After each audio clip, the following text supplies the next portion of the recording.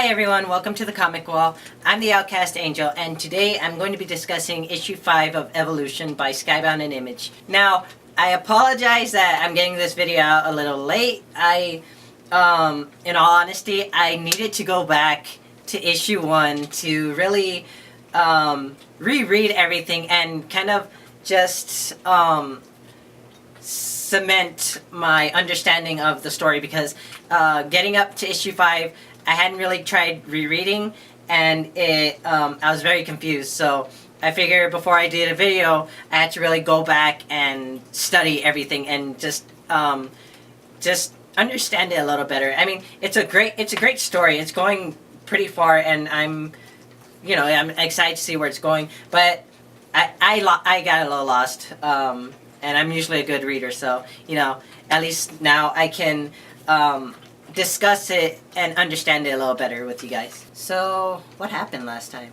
Well, Dr. Hurley got attacked after getting a little too close to the Evolved, while trying to figure out what they're up to, basically. He's gearing up to go after these bugs, as he calls them, and he's even found out that his son is sick with the same infection that's going on. And he ends up calling his wife because he knows that he's sick, and says, "Give this message to the bugs. I'm coming for them." And he's going pretty far in this I guess vendetta against the Evolved, because he's known about this for a while.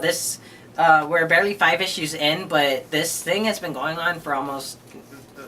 It could have been going on for a couple years already, and he's known about it for that long. I mean, he was so driven to bring this out into the light, and it ended up costing him his job, probably costing him his marriage, and now he's estranged from his wife and his son. Like, he's even stealing stuff from the clinic he's working at now. So, how long is he going to be working there now? Also, last issue, Hannah ran away from the church and met up with a friend named Juan, I think it was, Juan.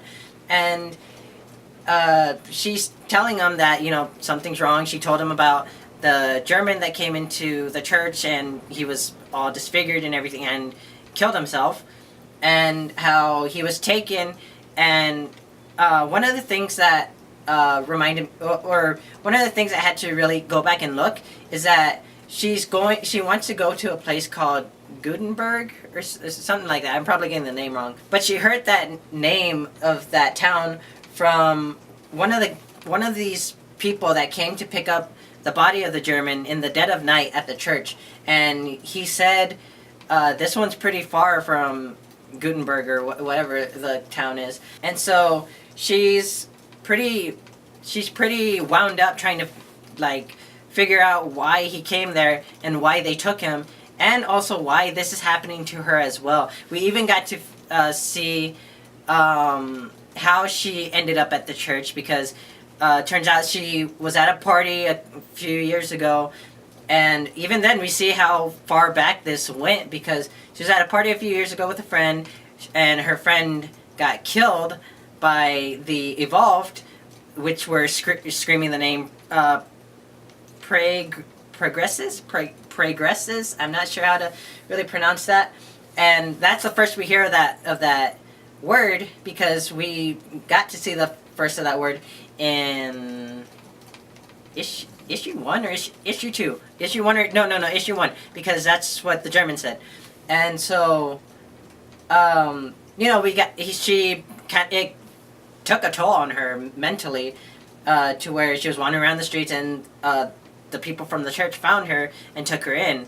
So, now we figure out, why she was there in the first place. Also, last issue, Claire went behind Rochelle's back in going to Mr. Hurwitz, for the money that he promised to pay off her parents' hospital dues. He claims that it was because he and her parents were pretty close.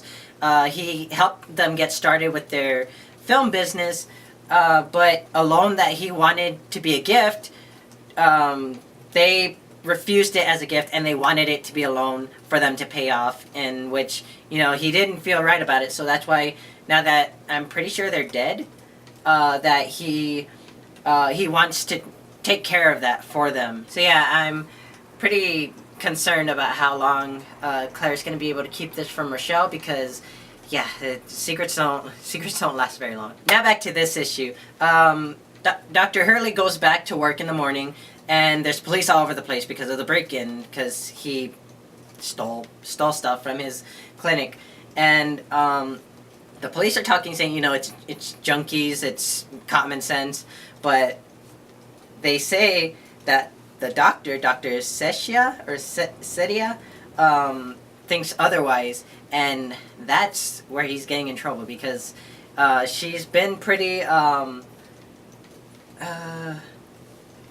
guess she's been trying to get his attention, and he's been blowing her off, basically. So, you know, that's raising some flags, and that's not going to be good for him in the long run. So after ducking away from Dr. Setia again into an exam room, he finds a patient in there who claims to have had an appointment. They're talking with each other, and he's claiming that, you know, he hasn't been feeling very well, and he's been feeling kind of off. And then that's when we see that he is actually one of the evolved, and that he says that they got his message, so it probably is true that his son is sick with the same thing, because, you know, they heard and they're responding now. And he starts like going. It reminds me of the new version, or the new. I can't remember what year it was. It was a couple of years ago. The new remake of The Thing, when the characters just start breaking off and just morphing into all this nonsense, basically. And so the patient starts morphing into all this nonsense again, and he says, "I'm not here to hurt you. I've come to show off." And, you know, just saying, you don't need to fight us. We're just, the world has changed, and it has evolved to something new, something not for humanity. And so he also says this is not war, it's a response. And Dr. Hurley has other plans in mind. Then we get to see Hannah and Juan again on a train, heading to wherever they're going. I think I can find the name here. No, Quedlinburg. I'm sorry if I frustrated anybody. It was Quedlinburg. So yeah, Quedlinburg. Get that in mind. Anyway, so they're on the train to Quedlinburg, and Hannah is just trying to make sense of all this. She's trying to make sense of what they're going to do, and Juan is basically, you know, just like, are you sure this is what's going on? Are you sure this isn't this isn't that? Eventually, Hannah retreats into the restroom, where she tries to cut off that growth that's coming off of her shoulders, and it doesn't help, obviously, because it hurts. And also that she says that it's getting worse, bigger, but also I feel it deeper. So she's feeling it get worse, basically.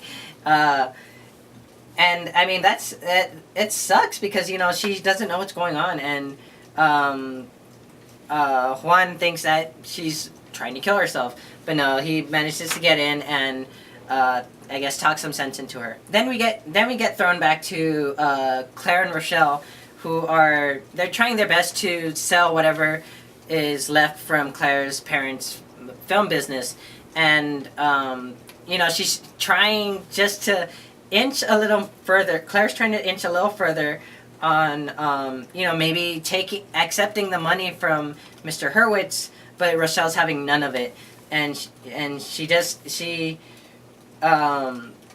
it's getting bad. I don't think she's gonna be able to keep it from her, basically. Then we see Hannah going back to Mr. Hurwitz, and he's trying to inch forward too, saying like, you know, I can take care of things. I can get these things done, whatever.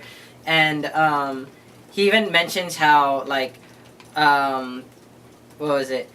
I'm not the wealthiest man or a person in this town, and I never will be. My glory days are certainly far behind me, and it's I'm curious as to exactly what he did back when, because he claims to have had the ability to get things done, get people to do things, and such. Like just mob boss, I guess. Hannah and Juan finally make it to Quedlinburg, and she's starting to feel a little hopeful, and just like wanting to find the answers. And then we get a cut of this carnage, because the streets are littered with bodies, and I have no idea. That gave me chills, because I'm wondering what's happening, and I can't wait for next issue, because I need to know. There's just bodies all over the place, and God knows how long they've been there. I hate to have to be walking through that. And I think in next issue's cover, we also see we see Rochelle. Hannah. Sorry, we see Hannah kind of like rising up or something, and we see the streets of Quedlinburg with all the bodies around them. So I'll see if I can try and get that somewhere up here. Anyway, they throw us back to Dr. Hurley again, who's going to see Dr. Sedia, and I think he's hurt. I think he's been injured. And he's trying to convince her, like, look, I'm right. I know what I'm talking about. And she's like, are you on something? And he's like, yeah, I haven't, they've evolved past sleep, so I need to keep up with them. Now that's pretty bad. Like, I remember a scene a couple issues ago where he throws some medication into his coffee. He gets an eyedropper and drops coffee into his eyes. Like, I'm thinking of taking some notes, but I don't think I'm gonna be doing that anytime soon. Anyway, so Dr. Sedia is pretty scared, and Dr. Hurley is just trying to convince her to come with him to the examination room, because he wants to show her what's happened. And even then, he takes her back to the examination room, and the patient that was there is just a mess. He has no exact form. He's kind of just he's having a hard time there, and he says that basically you're seeing this is what you're seeing. You're seeing the future. And the future is fucking terrifying. Anyway, I forgot what he says. I came up with something. It's complicated. Let's call it a magic potion. It lifts the scales, shuts down the tweak that lets the bug hide. It flips all the switches to on. So it's kind of like a machine that does everything intricately and individually, and then turning on the switch to make it do all at once. So he just kind of opened up pretty much. Anyway, we get a hint that Mr. Hurwitz, back to Claire over here. What's his name? Mr. Hurwitz is working with the Evolved, and that he's trying to get Claire. I keep wanting to say Hannah. He's trying to get Claire to work with him possibly for them, because they're talking on the phone, and they're saying he's like, they're saying if there is any problem, we'll deal with her, and well, we promise. So they're like, if it's not gonna work out, it's not gonna work out, and we're gonna take care of her. So yeah, we've already reached the end of the issue, and I'm loving this. Oh, here's the cover. There's Hannah, I believe, and yeah, Hannah and Juan are running through the decrepit streets of Quedlinburg, Germany.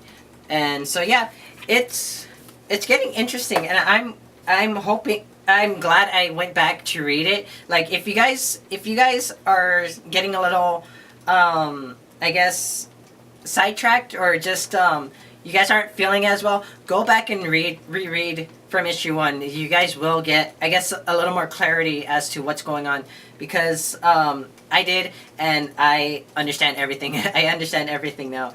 I was a little confused timeline wise, and so now I have a better idea as to what's going on. So, you know, I'm pretty excited for next issue, and you know, let me know what you guys think in the comments below. So that's all I have for you guys today. Like this video to show the love, subscribe to get more of my videos, and ring the bell to get notifications of when I post new videos. I'm gonna have a couple more coming up soon, and yeah, this was kind of turning into a project for me, so I kind of had to get everything together to make sure it worked. So yeah, I hope to see you guys next time, and thank you for watching.